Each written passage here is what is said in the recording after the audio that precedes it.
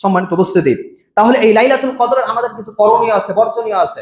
এই লাইলাতুল কদরে আমাদেরকে বেশি বেশি বেশি বেশি নফল সালাত আদায় করতে হবে। বেশি বেশি বলতে গেলে যে আপনি অধিক হারে সালাত আদায় করবেন এটা নয়।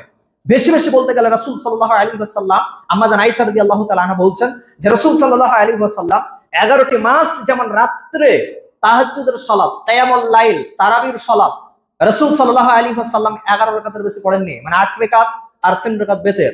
রাসূল সাল্লাল্লাহু আলাইহি ওয়াসাল্লাম সেই 11 রাকাত তিনি রমজান মাসেও পড়েছেন আর 11টি মাস পড়েছেন। মানে আপনি রমজান মাসে যে আপনি লাইলাতুল কদরে বেশি বেশি নফল সালাত আদায় করবেন, এর মানে হচ্ছে যে আপনি ওই 8 রাকাতকে দুরাকাত করে আপনি দীর্ঘ সময় ধরে, দুরাকাতকে আপনি পড়বেন দীর্ঘ সময় ধরে, সূরা আপনি পড়তেই থাকবেন পড়তেই থাকবেন পড়তেই থাকবেন দীর্ঘ সময় ধরে। আপনি শুধু কুল হুয়াল্লাহ জানেন তো কুল হুয়াল্লাহই আপনি এক রাকাতে, প্রতি রাকাতে আপনি বারবার বারবার আপনি পড়বেন। ওই 8 রাকাতে আর 3 রাকাত ভেতরে আপনি 11 রাকাতে সারা রাত পার করে দেবেন।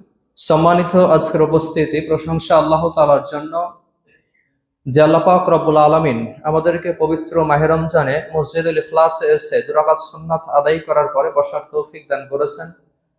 সেই মহান মনিবের দরবারে লাখো শুকরিয়া জ্ঞাপন করছি। তাই তিনার সেখানে বাক্যে আমরা সকলেই বলি আলহামদুলিল্লাহ। দরুদ ও সালাম বর্ষিত হোক নবী মুহাম্মদ রাসূলুল্লাহ সাল্লাল্লাহু আলাইহি ওয়াসাল্লামের উপর, আল্লাহুম্মা আমিন। ইতিপূর্বে আমরা আলোচনা করেছিলাম যে রোজা না রাখার শাস্তি সমূহ। একজন মানুষ যদি রোজা না রাখে তাহলে তার কি শাস্তি। দ্বিতীয় পর্যায়ে আমরা আলোচনা করেছিলাম যে কার কার উপরে রমজানের রোজা ফরজ নয়, ওয়াজিব নয়, তবে সেই অংশটা আমরা সম্পূর্ণ করতে পারিনি, যার কারণে আজকে আমরা সম্পূর্ণ করার চেষ্টা করব ইনশাআল্লাহ। তার সঙ্গে আমরা আলোচনা করার চেষ্টা করব যে আজ থেকে আমাদের শুরু হবে লাইলাতুল কদর। তো এই লাইলাতুল কদরের গুরুত্ব, লাইলাতুল কদরের করণীয় ও বর্জনীয় সম্পর্কে, তার সঙ্গে যদি সময় পাওয়া যায় তাহলে আরেকটা গুরুত্বপূর্ণ অংশ থেকেই যাচ্ছে, সেটি হচ্ছে ইতিকাফ। ইতিকাফ এই লাইলাতুল কদরের সঙ্গে জড়িত একটা ইবাদত, যার ফজিলত, যার গুরুত্ব অনেক। যদি সময় না পাওয়া যায় তাহলে আপনাদের যদি অবসর সময় থাকে তাহলে নামাজের পরে ইনশাআল্লাহ 2-10 মিনিটে আলোচনা করার চেষ্টা করব, যদি আপনারা থাকেন তাহলে ইনশাআল্লাহ। তো কথা হচ্ছে আমরা ইতিপূর্বে আমরা আলোচনা করছিলাম যে কার কার উপরে রোজা ফরজ নয়। প্রত্যেক জ্ঞান সম্পন্ন বালকের প্রতি আমরা, বা একজন মুসলিম যে মুসলমান জ্ঞান সম্পন্ন, বিবেক আছে, বালক হয়েছে, সাবালক হয়েছে, প্রত্যেক মুসলিম নরনারীর উপর রমজানের সিয়াম ফরজ। তবে কিছু ক্ষেত্রে আমরা আলোচনা করেছিলাম যে কয়েক শ্রেণী ব্যক্তির প্রতি রমজানের রোজা ফরজ নয়, বা তার জন্য ওই সময়টা মাফ আছে কারণবশত, বিনা কারণে কিন্তু নয়। কারণবশত হিসেবে আমরা আলোচনা করেছিলাম প্রথম নম্বরে যে রমজানের রোজা ফরজ বা রমজানের সিয়াম পালন করতে গেলে 1 নম্বরে হতে হবে ঈমান আনতে হবে। মানে কাফেরদের উপরে রমজানের রোজা ফরজ নয়, এটা শর্ত। ইবাদত কবুলের 1 নম্বর শর্ত হচ্ছে যে আপনাকে মুমিন হতে হবে, ইমানদার হতে হবে। ঈমান যদি আপনার ভিতরে না থাকে তাহলে কিন্তু আপনার উপরে রমজানের সিয়াম ফরজ নয়। আপনাকে আগে মুমিন হতে হবে, ইমানদার হতে হবে, ঈমান আনতে হবে। সেই ঈমানটা অন্তরে বিশ্বাস করতে হবে, কাজে পরিণত করতে হবে এবং মুখে স্বীকৃতি দিতে হবে। তাহলে 1 নম্বর শর্ত হচ্ছে যে আপনাকে ঈমানদার হওয়া, ঈমান আনা। বা যারা কাফের তাদের উপর রমজানের রোজা ফরজ নয়। দ্বিতীয় নম্বর বলেছিলাম যারা নামাজ ত্যাগী, যারা বেনামাজি, যারা 11টি মাস নামাজ পড়ে না, রমজান মাস আসলে মসজিদে হই হুল্লোড় লাগায়, মসজিদে নামাজ পড়ার জন্য তারা ছুটাছুটি করে, তাদের উপর রমজানের রোজা ফরজ নয়। বা তারা রোজা রাখলে আল্লাহ তাআলা তাদের রোজা গ্রহণীয় করবেন না, আল্লাহ তাআলা দরবারে কবুল হবে না। নাম্বার 3 নম্বর বলেছিলাম শিশু, যারা নাবালক নাবালিকা, তাদের প্রতি রমজানের সিয়াম ফরজ নয়। তবে তারা যদি রাখে তাহলে তাদের যখন আমলের খাতা খোলা হবে তখন তাদের আমলের নেকি জমা হতে থাকবে। এই নেকিটা এখন আল্লাহ তাআলার দরবারে মওজুদ থাকবে, জমা থাকবে। যখন তাদের আমলের দরজা খোলা হবে, যখন আমলনামা লিপিবদ্ধ করা হবে, তখন তাদের এই নেকিটা লিপিবদ্ধ করা হবে তাদের আমলের খাতাতে। আর দ্বিতীয় নম্বর কথা হচ্ছে ওই শিশুরা, নাবালক নাবালিকারা যদি সিয়াম পালন করে তাহলে তাদের নেকির সমপর্যায়ের নেকি তার পিতামাতারা পাবে, যেটা কোরআন এবং হাদিস দ্বারা প্রতীয়মান হয়। সম্মানিত উপস্থিতি, এখানে একটি কথা হচ্ছে যে একটি ছেলে একটি মেয়ে, সে এখন নাবালক নাবালিকা আছে, তাহলে সে সাবালক সাবালিকা হবে কি করে আমরা বুঝবো? তারপরে সিয়াম কখন ফরজ হবে এটা আমরা বুঝবো কি করে? তো মুহাদ্দিসরা অনেক আলামত বর্ণনা করেছেন যে একটা ছেলে সে এখন নাবালক আছে, সে সাবালক হবে তার নিদর্শন অনেক আছে। নাভির নিচের লোম বেরিয়ে যাওয়া, স্বপ্নদোষ হওয়া, কোনো বাচ্চার যদি দিনের কোনো অংশে যদি স্বপ্নদোষ হয়, দিনে যে আমরা 12 ঘন্টা সুবে সাদিক থেকে নিয়ে সন্ধ্যা পর্যন্ত যে আমরা না খেয়ে থাকছি, রোজা রাখছি, সিয়াম পালন করছি, তো এই 12 ঘন্টা 13 ঘন্টার মধ্যে যদি কোনো একটা অংশে 7 ঘন্টা অতিক্রম করার পরে যদি তার স্বপ্নদোষ হয়, দিনের বেলায় যদি সে ঘুমিয়ে থাকে আর যদি তার স্বপ্নদোষ হয়, তাহলে বাকি অংশটাকে না খেয়ে থাকতে হবে। বাকি অংশটা তার জন্য সিয়াম ফরজ। এর পূর্বে কিন্তু তার উপরে সিয়াম ফরজ ছিল না, কারণ সে নাবালক ছিল, এখন সে সাবালক হয়ে গেছে। তাহলে স্বপ্নদোষের মাধ্যমে একটা ছেলে সে নাবালক থেকে সাবালক হয়ে যায়, তখন তার উপর রমজানের সিয়াম ফরজ হয়ে যায়, দিনের বাকি অংশটা সে না খেয়ে থাকবে। রমজানের সিয়াম পালন করলে যে জিনিসগুলো থেকে বিরত থাকতে হয় সেই জিনিসগুলো থেকে সে বিরত থাকবে। এটা হচ্ছে একটা বালক সে নাবালক থেকে সাবালক হলে তার করণীয়। একটা বালিকা, একটা মেয়ে সে নাবালিকা আছে, তার উপরে রমজানের সিয়াম কখন ফরজ হবে? মুহাদ্দিসরা বলছেন তার যদি হায়েজ শুরু হয়ে যায়, দিনের কিছুটা অংশে যদি তার মাসিক শুরু হয়ে যায়, তো যখন শুরু হবে তার পরবর্তী সময়টাকে তাকে রমজানের সিয়াম যে জিনিসগুলো থেকে বিরত থাকবে সেই জিনিস থেকে বিরত থাকবে, তার উপর রমজানের সিয়াম ফরজ হয়ে গেছে। এখন যদি সে বিরত না থাকে তাহলে সে গুনাহগার হবে বাকি অংশটুকু। সম্মানিত উপস্থিতি, যদিও মেয়েটার বয়স 10 বছর, 9 বছর, 11 বছর হয়, যদি তার আপনার মাসিক শুরু হয়, তাহলে ওই অবস্থাতে মেয়েটাকে রমজানের সিয়াম পালন করতে হবে। এটা হচ্ছে শিশুদের বিধান বা নাবালক থেকে সাবালক হওয়ার বিধান। তারপরে 4 নম্বর হচ্ছে পাগলদের উপর রমজানের সিয়াম ফরজ নয়। যারা পাগল, যাদের মাথার মাইন্ড সেট আপ ঠিক নেই, যারা দিনের কিছু অংশ ভালো থাকে, কিছু অংশ খারাপ থাকে, কিছু অংশ তারা পাগল হয়ে যায়। তো যত খানিক সে খারাপ থাকবে, তার সে পাগল হয়ে থাকবে, মাথায় কোনো কাজ করবে না, সেই অংশটুকু তার জন্য রমজানের সিয়াম ফরজ নয়। এবার যখন সে ভালো হয়ে যাবে, দিনের কিছু অংশ যদি ভালো হয়ে যায়, তাহলে ওই মানুষটার জন্য বাকি অংশ আপনার রমজানের রোজা পালন করতে হবে, না খেয়ে থাকতে হবে, যে বিধান আছে সেই বিধান পালন করতে হবে। যে অংশটুকু সে ভালো হয়ে গেছে, আর যে অংশটুকু সে খারাপ ছিল, সেই অংশটুকু তাকে আর মানে কাজা আদায় করতে হবে না পরবর্তী সময়। এটা হচ্ছে পাগলদের বিধান। পাগলদের উপর রমজানের সিয়াম ফরজ নয়। তবে পাগল যদি একেবারেই পাগল হয়, তার যদি হুঁশ বুদ্ধি কিছুই না থাকে, তার যদি বিবেক কাজ না করে, তার যদি কোনো জ্ঞান বুদ্ধি না থাকে, সে কখন খায় কখন পায়খানা করে তার কোনো হুঁশই নাই, একদম পাগল, চলন ফিরন একদম পাগল, তো ওর উপরে রমজানের সিয়াম ফরজ নেই। ওর জন্য ফিদিয়াও ফরজ নয়, ফিদিয়াও দিতে হবে না। ফিদিয়া আমরা জানি যে একজন মানুষ যদি রমজানের সিয়াম পালন না করে, তাহলে প্রতিটি রমজানের বিনিময়ে একজন করে মিসকিন খাওয়াতে হবে, এটা আমরা সকলেই জানি। তো যে পাগল, চিরতরে পাগল, তার হুঁশ বুদ্ধি কিছু নেই, তার জন্য রমজানের সিয়ামও নেই, ফিদিয়াও নেই, ফিদিয়াও দিতে হবে না। তারপরে 5 নম্বর হচ্ছে অক্ষম ব্যক্তি, যে অসুখ হয়ে গেছে, অসুস্থ হয়ে গেছে, রোগ হয়ে গেছে, তার উপর রমজানের সিয়াম ফরজ নয়। যতক্ষণ তার অসুখ আছে ততক্ষণ সে রমজানের সিয়াম তার জন্য ছাড় আছে। আল্লাহ তাআলা বিধান দিয়েছেন যতক্ষণ সে অসুখের মধ্যে থাকবে ততক্ষণ তার জন্য রমজানের সিয়াম ফরজ নয়। যদি সে অসুখ থেকে ভালো হয়ে যায় রমজান মাসে, যখন ভালো হবে তখন সে সিয়াম পালন করবে।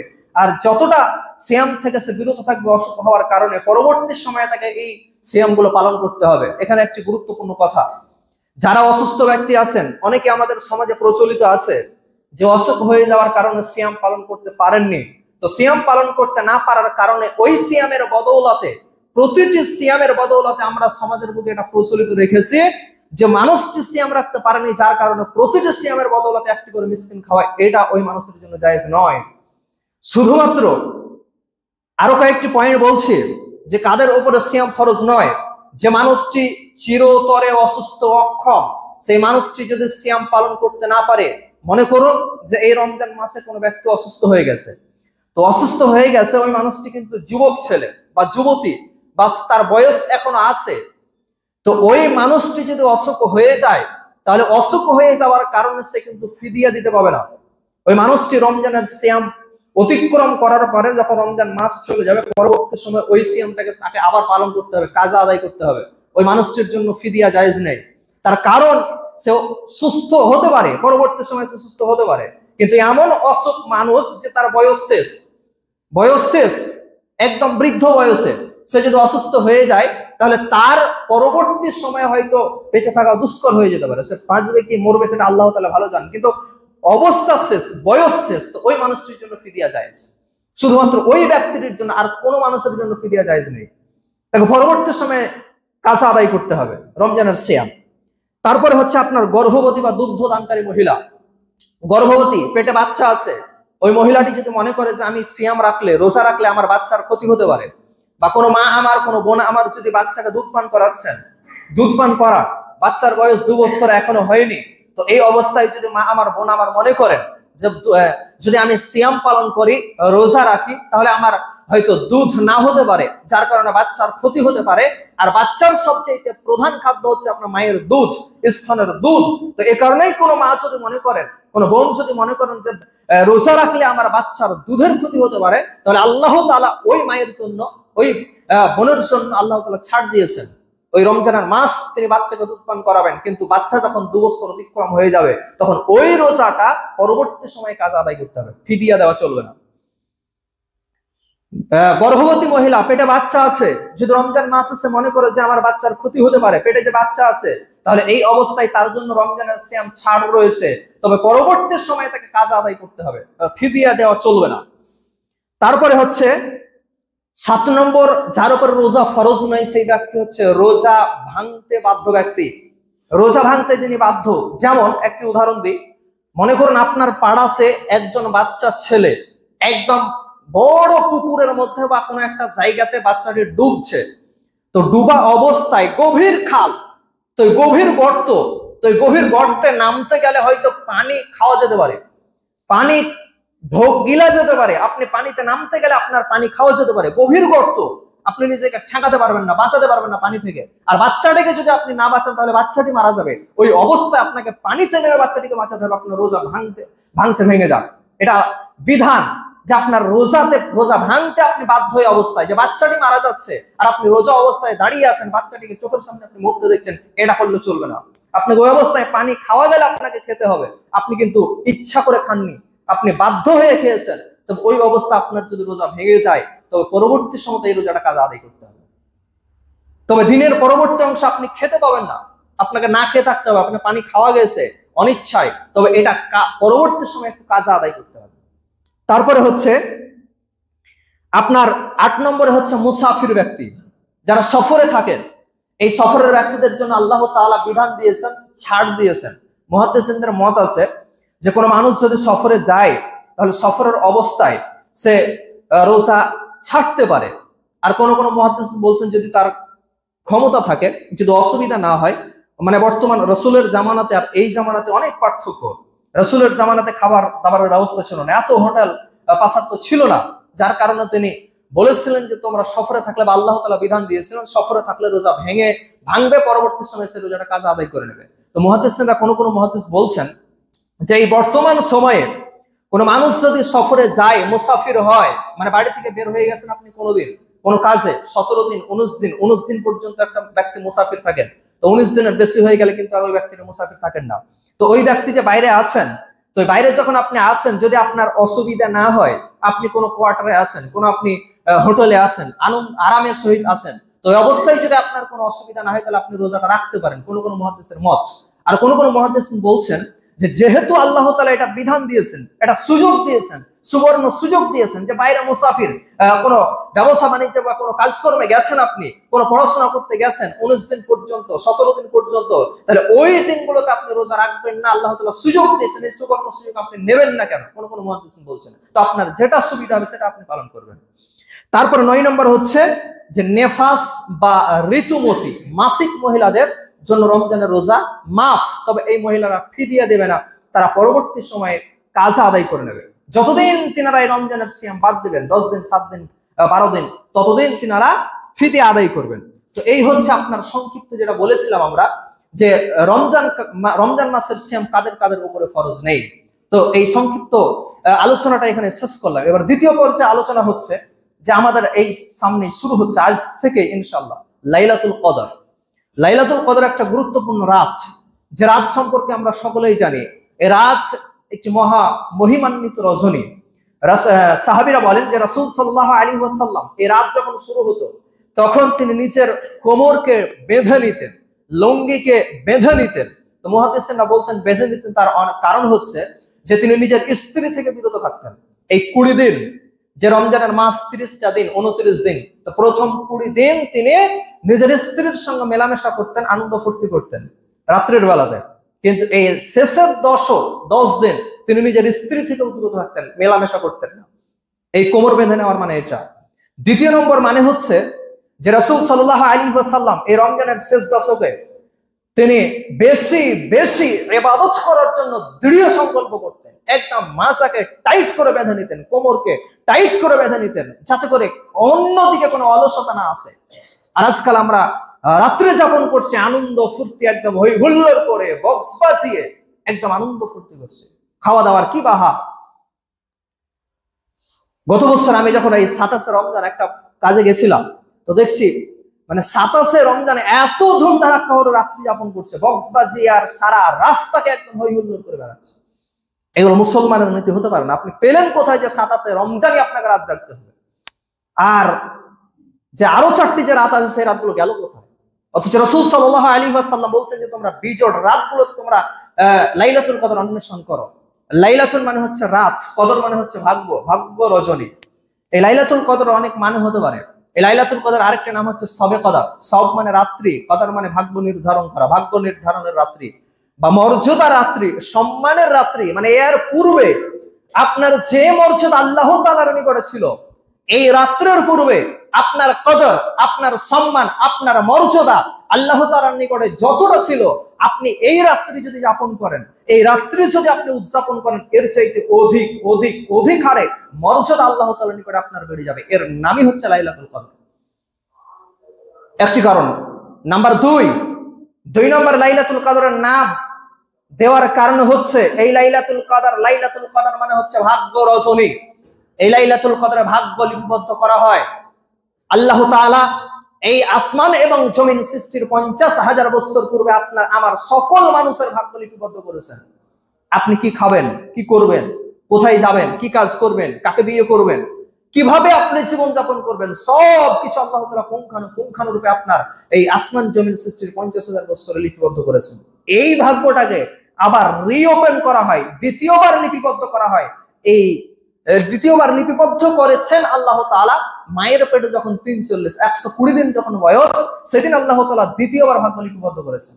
আবার প্রত্যেক বছর ওই ভাগ্যটাকে আবার লিপিবদ্ধ করা হয় যে 1 বছর এই মানুষটি কি খাবে, কি করবে, মানে 1 বছরের যাবতীয় সবকিছু লিপিবদ্ধ করা হয় প্রত্যেক রমজানের এই লাইলাতুল কদরের রাত্রিতে। এই জন্য এই মাসের এত গুরুত্ব, এই মাসে বা এই রাত্রের এত গুরুত্ব। এই রাত্রে আরো একটি কারণে গুরুত্ব রয়েছে। আল্লাহ তাআলা বলছেন যে শাহরু রমাদান আল্লাযী উনজিলা ফীহিল কোরআন, এই রমজান মাসে আমি কোরআনকে অবতীর্ণ করেছি। তো কোরআন রমজান মাসের কোন রাতে অবতীর্ণ হয়েছে? আল্লাহ তাআলা বলছেন যে ইন্না আনজালনাহু ফি লাইলাতুল কদর, আমি এই কোরআনকে অবতীর্ণ করেছি এই লাইলাতুল কদরের রাত্রিতে, যার কারণে এই রাত্রের কত মর্যাদা। তাহলে এই লাইলাতুল কদর 1 নম্বর হচ্ছে ভাগ্য লিপিবদ্ধ করা হয় এই কদরের রাত্রিতে। এই বিজোড় রাতগুলোর মধ্যে যে কোনো একটা রাত হতে পারে, যে কোনো একটা রাত হতে পারে, তবে আমাদের প্রত্যেক রাতগুলোকেই রাত্রি জাগরণ করা উচিত এবং বেশি বেশি ইবাদত করা উচিত, যেটা রাসূল সাল্লাল্লাহু আলাইহি ওয়াসাল্লাম বলেছেন। এই লাইলাতুল কদরে ভাগ্য লিপিবদ্ধ করা হয়। এই লাইলাতুল কদরে প্রত্যেক মানুষের মর্যাদা আল্লাহ তাআলার নিকটে অধিক অধিক হারে বেড়ে যায়। এই লাইলাতুল কদরে আল্লাহ তাআলা পবিত্র কোরআন অবতীর্ণ করেছেন, যার কারণে এই কোন মানুষ যদি এই রমজানের এই লাইলাতুল কদরে যদি আপনার রাত্রি জাগরণ করে, বেশি বেশি করে আল্লাহ তাআলার ইবাদত করে এবং নফল সালাত আদায় করে আর কোরআন তেলাওয়াত করে, তাহলে তার মর্যাদা অধিক অধিক হারে আল্লাহ তাআলার নিকটে বেড়ে যাবে। অতএব এই লাইলাতুল কদরের অনেক গুরুত্ব রয়েছে, ফজিলত রয়েছে। রাসূল সাল্লাল্লাহু আলাইহি ওয়াসাল্লাম বলছেন, হযরত আবু হুরায়রা রাদিয়াল্লাহু তাআলা আনহু হাদিসটি বর্ণনা করেছেন, মান কামা লাইলাতুল কদর ঈমানাও ওয়া ইহতিসাবান গুফিরা লাহু মা তাকাদ্দামা মিন যামবি, কোন মানুষ যদি ঈমান এবং সওয়াবের আশায় এই লাইলাতুল কদর রাত্রি যাপন করে, তাহলে তার পূর্বের সকল গুনাহকে আল্লাহ তাআলা ক্ষমা করে দেবেন। অতএব আমরা মানুষ আমরা মুসলিম, নিজেদেরকে মুমিন মুত্তাকি বলে পরিচয় দিচ্ছি। অতএব আমাদের কাজ হবে এই লাইলাতুল কদর গুলোকে অন্বেষণ করা। রাসূল সাল্লাল্লাহু আলাইহি ওয়াসাল্লাম তিনি নিজে রাত্রিগুলো জাগরণ করতেন এবং নিজের স্ত্রী সন্তানদেরকেও জাগাতেন। আমরা পুরুষ হিসেবে আমাদের বাড়ির মহিলারা হয়তো জাগরণ করে, কিন্তু আমরা পুরুষ হিসেবে কিন্তু আমরা সেই থেকে বিরত আছি, আমরা সেই জিনিসগুলো থেকে আমরা দূরে আছি। একটু আপনি মনে রাখবেন যে এই রাত্রের অনেক ফজিলত আছে, অনেক গুরুত্ব আছে। সম্মানিত উপস্থিতি, তাহলে এই লাইলাতুল কদরের আমাদের কিছু করণীয় আছে, বর্জনীয় আছে। এই লাইলাতুল কদর আমাদেরকে বেশি বেশি বেশি বেশি নফল সালাত আদায় করতে হবে। বেশি বেশি বলতে গেলে যে আপনি অধিক হারে সালাত আদায় করবেন এটা নয়। বেশি বেশি বলতে গেলে রাসূল সাল্লাল্লাহু আলাইহি ওয়াসাল্লাম আম্মা জান আয়েশা রাদিয়াল্লাহু তাআলা আনহা বলছেন যে রাসূল সাল্লাল্লাহু আলাইহি ওয়াসাল্লাম 11টি মাস যেমন রাত্রে তাহাজ্জুদের সালাত, কিয়ামুল লাইল, তারাবির সালাত রাসূল সাল্লাল্লাহু আলাইহি ওয়াসাল্লাম 11 রাকাতের বেশি পড়েননি, মানে 8 রাকাত আর 3 রাকাত বেতের। তো রাসূল সাল্লাল্লাহু আলাইহি ওয়াসাল্লাম সেই 11 রাকাত তিনি রমজান মাসেও পড়েছেন আর 11টি মাস পড়েছেন। মানে আপনি রমজান মাসে যে আপনি লাইলাতুল কদরে বেশি বেশি নফল সালাত আদায় করবেন, এর মানে হচ্ছে যে আপনি ওই 8 রাকাতকে দুরাকাত করে আপনি দীর্ঘ সময় ধরে দুরাকাতকে আপনি পড়বেন, দীর্ঘ সময় ধরে সূরা আপনি পড়তেই থাকবেন পড়তেই থাকবেন পড়তেই থাকবেন দীর্ঘ সময় ধরে। আপনি শুধু কুল হু আল্লাহ জানেন, তো কুল হু আল্লাহ আপনি এক রাকাতে প্রতি রাকাতে আপনি বারবার বারবার আপনি পড়বেন। ওই 8 রাকাতে আর 3 রাকাত ভেতরে আপনি 11 রাকাতে সারা রাত পার করে দেবেন। বেশি বেশি সালাতের মানে এটাই। বেশি বেশি সালাত মানে এটা নয় যে আপনি দুরাকাত করে আপনি সারা রাতই পড়বেন, এটা নয়। আপনি ওই 8 রাকাতকেই আর 3 রাকাত ভেতরকে আপনি সারা রাত আপনি লম্বা লম্বা করে আপনি পাঠ করবেন। দ্বিতীয় নম্বর আমাদের সেই রাত্রে ইবাদত করতে হবে, সেটি হচ্ছে আপনার বেশি বেশি কোরআন তেলাওয়াত করতে হবে, মায়না সহকারে, মতলব সহকারে, ব্যাখ্যা সহকারে। এটা বারবার বলে আসছে যে ওই রাত্রে আপনাকে বেশি বেশি কোরআন তেলাওয়াত করতে হবে মায়না সহকারে। মায়না বুঝলেন না তো আপনি কি বুঝলেন, মায়না জানলেন না তো আপনি কি জানলেন। ওই রাত্রেই কোরআন অবতীর্ণ হয়েছে। লাইলাতুল কদরের কোনো মর্যাদা নেই, রমজান মাসের কোনো মর্যাদা নেই, কোনো মর্যাদা নেই কোরআন ছাড়া। কোরআন অবতীর্ণ হয়েছে এই কারণে আল্লাহ তাআলা বলছেন যে রাত্রে আমি মর্যাদা দিয়েছি। অতএব ওই রাত্রে কোরআন তেলাওয়াত করতেই হবে। রমজান মাস আমরা বেড়াচ্ছি, আনন্দ ফুর্তি করে বেড়াচ্ছি, কিন্তু কোরআন পড়ার সময় হয় না, কোরআন পড়ার সময় হয় না। তারপর আমাদেরকে এই রাত্রে বেশি বেশি দোয়া করতে হবে। আল্লাহ তাআলার নিকট আপনি হাত তুলে দোয়া করুন। আপনি দুরাকাত যে আপনি কিয়ামুল লাইল পড়লেন বা তাহাজ্জুদ বলুন, কিয়ামুল লাইল বলুন, তারাবি বলুন, যাই আপনি দুরাকাত নামাজ পড়লেন, দুরাকাত নামাজ পড়ার পর আপনি লম্বা দীর্ঘ সময় ধরে আপনি দুরাকাত সালাত আদায় করলেন, তারপরে আপনি কিছুক্ষণ কোরআন তেলাওয়াত করলেন মানা সহকারে, তারপরে আপনি আল্লাহর নিকট হাত তুলে দোয়া করুন। আল্লাহর নিকট দোয়া করুন, রব্বানা যালামনা আনফুসানা ওয়া ইল্লাম তাগফির লানা ওয়া তারহামনা লানাকুনান্না মিনাল খাসিরিন। এই দোয়াগুলো আপনি বেশি বেশি আপনি পাঠ করতে থাকুন। আরো যত দোয়া আছে আপনি বেশি বেশি পাঠ করতে থাকুন। আল্লাহুম্মা ইন্নাকা আফুবুন তুহিব্বুল আফওয়া ফাফু আন্নি, আল্লাহুম্মা ইন্নাকা আফুবুন তুহিব্বুল আফওয়া ফাফু আন্নি। হে আল্লাহ, তুমি ক্ষমাকারী, তুমি ক্ষমাকে ভালোবাসো, অতএব তুমি আমাকে ক্ষমা করো। তুমিই করবা, তুমি করবা না তো কে করবে? এভাবে আপনি আল্লাহর নিকট হাত তুলে দোয়া করুন, ক্রন্দন করুন। কান্না না আসলে আপনি কান্নার ভান করুন। ভান করলে নিশ্চিত হারে কিছুক্ষণ পরে আপনার চোখ দিয়ে পানি আসতে বাধ্য যদি আপনি কান্নার ভান করেন। তাহলে ওই রাত্রে বেশি বেশি দোয়া করতে হবে, বেশি বেশি কোরআন তেলাওয়াত করতে হবে, বেশি বেশি জিকির আজকার করতে হবে, বেশি বেশি আপনার নামাজ পড়তে হবে। দীর্ঘ সময় ধরে আপনি নামাজ পড়বেন।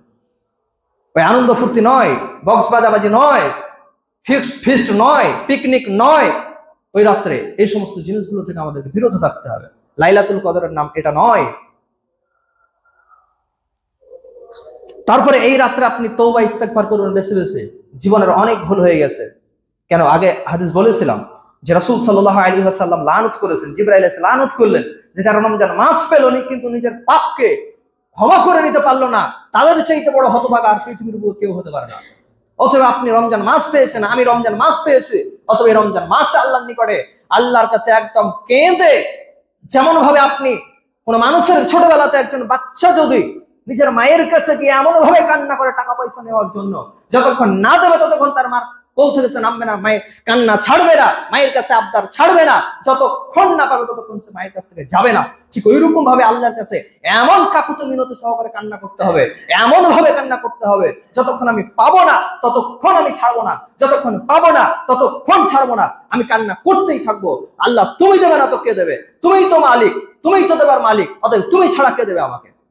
এইভাবে কান্না করতেই হবে, সারা রাত আপনি কান্না করুন, নিশ্চিত হারে পাবেন, আপনি পাবেন যা কিছু আপনার প্রয়োজন, পৃথিবীর বুকে যা কিছু আপনার প্রয়োজন হালাল সবকিছু আপনি পাবেন, যদি কাঁদার মতো কান্না করতে পারেন, যদি চাওয়ার মতো চাইতে পারেন। চাওয়ার মধ্যে আমাদের গন্ডগোল, চাইতেও আমরা জানি না ঠিকঠাক কিভাবে চাইতে হবে। চাওয়ারও কিছু আদব আছে।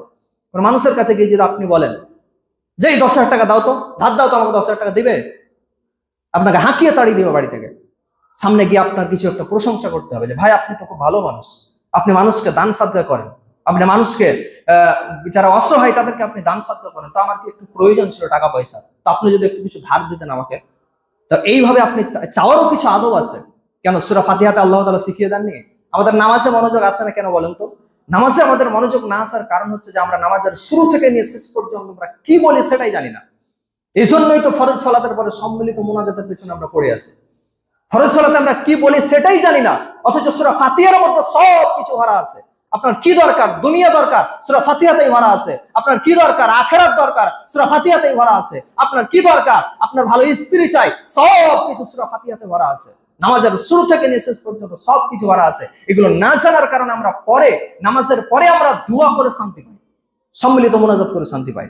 অথচ নামাজের পরে অনেক জিকির আজকার ছিল, ওই জিকির আজকার গুলোকে আমরা উঠিয়ে দিয়েছি। কারণ রাসূল সাল্লাল্লাহু আলাইহি ওয়াসাল্লাম বলেছেন যে কিয়ামতের ময়দানে এমন একটা সময় আসবে যে আমার উম্মতের মধ্যে তারা বেদাতকে চালু করে দেবে, কিন্তু এই বেদাতের মধ্যে আল্লাহ তাআলা সুন্নতকে উঠিয়ে নেবেন। ফরজ সালাতের পরে জিকির আজকার করা সুন্নাত ছিল, অনেক জিকির আজকার ছিল। লা ইলাহা ইল্লা আনতা সুবহানাকা ইন্নী কুনতু মিনাজ জালিমিন, সুবহানাল্লাহ 33 বার, আল্লাহু আকবার 33 বার, 34 বার, লা ইলাহা ইল্লাল্লাহ। তারপরে আপনার আরো যত জিকির আজকার আছে সেই জিকির আজকার গুলো পাঠ করা, এগুলো সুন্নাত ছিল এটা। কিন্তু যখনই আমরা সম্মিলিত মুনাজাত করা শুরু করে দিয়েছি তখন সেই সুন্নাতটা আল্লাহ তাআলা উঠিয়ে নিয়েছেন। জিকির আজকার আমরা একদমই ভুলে গেছি। নামাজের পরে পরে একদম হাত তুলে দোয়া করার পরে বাক্যে লা ইলাহা ইল্লাল্লাহ বলার পরে একদম সব মানুষ শুধু সুন্নাত আদায় করছে, সুন্নাত পড়তে শুরু করছে, কিন্তু তারপরে যে জিকির আজকার ছিল সেই জিকির আজকার গুলো গেল কোথায়? আপনি প্রতিটি হাদিস খুলে দেখুন, কুতুবে সিত্তা আপনি খুলে দেখুন, বুখারী, মুসলিম, আবু দাউদ, তিরমিজি, নাসাই, ইবনে মাজাহ, যত হাদিসের কিতাব আছে প্রতিটি হাদিসের কিতাবে ফরজ সালাতের পরে অনেক জিকিরের কথা আছে, অনেক জিকিরের কথা আছে। সেই জিকিরগুলো গেল কোথায়? যদি সম্মিলিত মুনাজাত করতে হবে তাহলে সেই জিকিরগুলো গেল কোথায়? এই জন্য রাসূল সাল্লাল্লাহু আলাইহি ওয়াসাল্লাম বলেছেন আমার উম্মত যখন একটা বেদাত চালু করে দেবে তখন সেই বেদাতের কাছ থেকে আল্লাহ তাআলা সুন্নাতকে উঠিয়ে নেবেন। উঠিয়ে নিয়েছেন এই কারণে জিকির আজকার আমাদের ভিতর থেকে উঠে গেছে। সম্মানিত উপস্থিতি, তাহলে বলছিলাম যে আমাদেরকে বেশি বেশি তাওবা ইস্তেগফার করতে হবে। আপনি তওবা করুন আল্লাহ তাআলার নিকটে।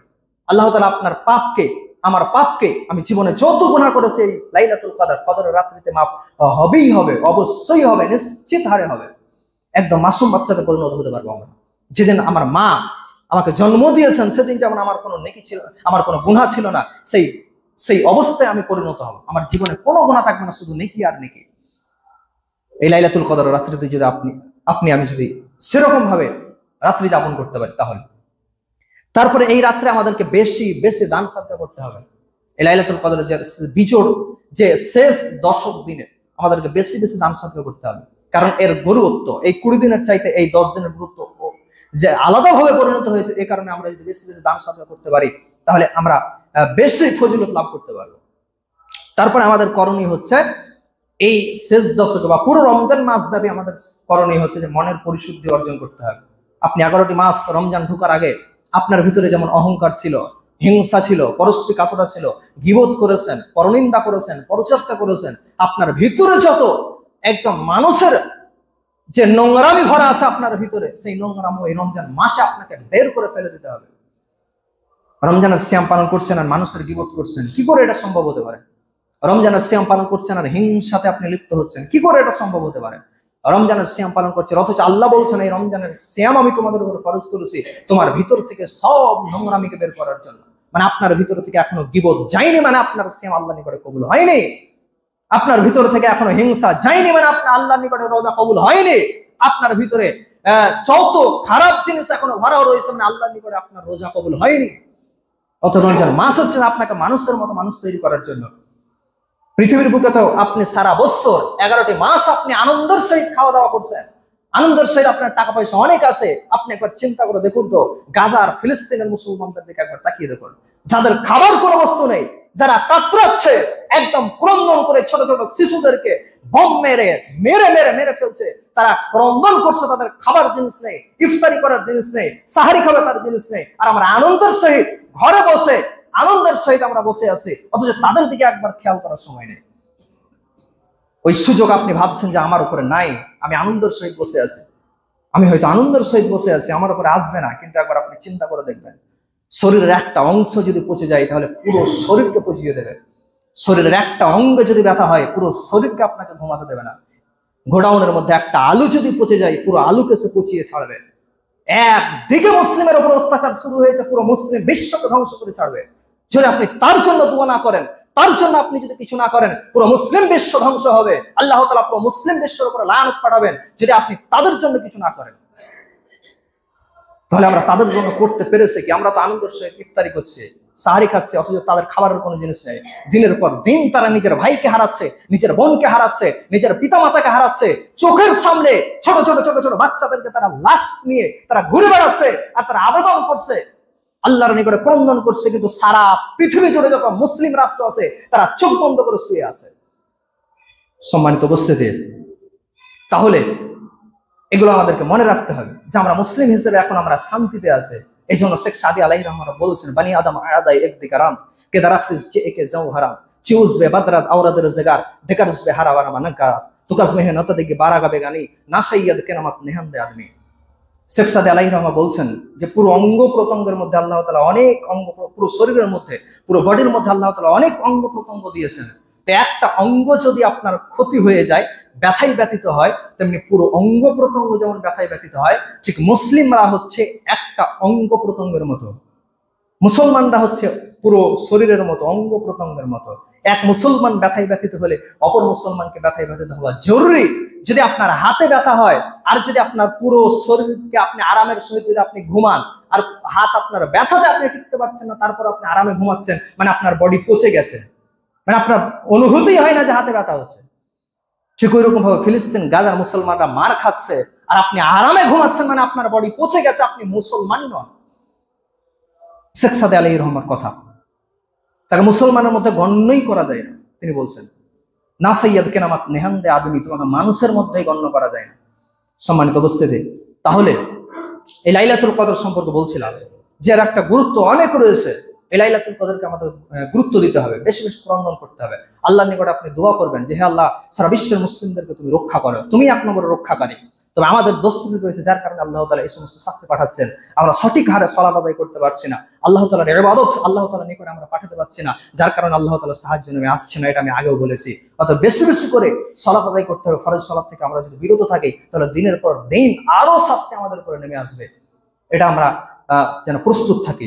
বেশি বেশি আল্লাহ তাআলার নিকটে সালাত আদায় করতে হবে এবং দোয়া করতে হবে। তো এই লাইলাতুল কদর আমাদেরকে এই সমস্ত জিনিসগুলো মনে রাখতে হবে। এই লাইলাতুল কদর আমরা পাবো, রাত্রি যাপন করবো, অহেতুক গল্প গুজব করে নয়, অহেতুক আড্ডা মেরে নয়। অনেক ছেলে মেয়ে রয়েছে যারা রাত জাগছে তো বটে, রাত্রি জাগরণ তো করছে বটে, কিন্তু মোবাইল নিয়ে ব্যস্ত। রাত্রি জাগরণ তো করছে বটে, কিন্তু মোবাইলে ফ্রি ফায়ার নিয়ে ব্যস্ত। রাত্রি জাগরণ তো করছেই বটে, বন্ধুদের সঙ্গে আড্ডা মারতে ব্যস্ত। রাত্রি জাগরণ তো করছেই বটে, কিন্তু বন্ধুদের সঙ্গে পিকনিক ফিস্ট খেতে ব্যস্ত। রাত্রি জাগরণ তো করছেই বটে, কিন্তু বক্স নিয়ে সারা গ্রামকে তোলপাড় করতে ব্যস্ত। এর নাম রাত্রি জাগরণ করা নয়, এর নাম লাইলাতুল কদর নয়। লাইলাতুল কদর হচ্ছে আপনার ভাগ্য রজনী, লাইলাতুল কদর হচ্ছে আপনার তাকদীর লিপিবদ্ধকরণ, লাইলাতুল কদর হচ্ছে আপনার একটা শান্তির রজনী। লাইলাতুল কদরের কিছু আলামত রয়েছে যেটা হাদিস দ্বারা প্রতীয়মান হয় যে লাইলাতুল কদর আজকে হয়েছে নাকি আপনি বুঝতে পারবেন। তার আলামত হচ্ছে রাসূল সাল্লাল্লাহু আলাইহি ওয়াসাল্লাম হাদিসের মধ্যে বলেছেন যে রাত্রে লাইলাতুল কদর হবে, সেই রাতটা হবে সুন্দর রাত, একদম মনোমুগ্ধকর রাত। সেই রাত্রে কোনো গরম থাকবে না, সেই রাত্রে আবহাওয়াটা খুব ঠান্ডা হবে, রাতটা একদম উজ্জ্বল হবে, দিনে হালকা হালকা বৃষ্টি হতে পারে। তো এই হচ্ছে আপনার লাইলাতুল কদরের কিছু আলামত। সম্মানিত উপস্থিতি, তো যাই হোক, এই লাইলাতুল কদর সময় যেহেতু শেষ, তো আমি এখানে শেষ করছি যে আমাদেরকে এই গুরুত্বপূর্ণ রাতটা মর্যাদা সহকারে আদায় করতে হবে। পরিশেষে আল্লাহ তাআলার কাছে দোয়া করি, হে আল্লাহ, আমরা যেন এই সমস্ত রাতগুলোকে তুমি যেমন ভাবে চাও, নবী যেমন ভাবে বলেছেন, সেরকম ভাবে যেন আমরা আদায় করতে পারি, সেরকম তৌফিক দান করো। হে আল্লাহ, সারা বিশ্ব জুড়ে আমরা মুসলিমরা এখন নির্যাতিত, নিষ্পেষিত, নিপীড়িত, লাঞ্ছিত, ঘৃণিত, অপমানিত। তুমি আমাদেরকে রক্ষা করো, তুমি ছাড়া আমাদের কেউ রক্ষাকর্তা নেই। তুমি আমাদের মালিক, তুমি আমাদের রক্ষাকারী, অতএব তুমি আমাদের রক্ষা করো। আমরা এখন অত্যাচারিত, তুমি আমাদেরকে রক্ষা করো, তুমি ছাড়া আমাদের রক্ষা করার কেউ নেই। আমিন। আলামিন। আল্লাহুম্মা সাল্লি আলা মুহাম্মদ কামা সাল্লাইতা আলা ইব্রাহিম ওয়া আলা আলি ইব্রাহিম ইন্নাকা হামিদুম মাজিদ। আল্লাহুম্মা বারিক আলা মুহাম্মদ কামা বারাকতা আলা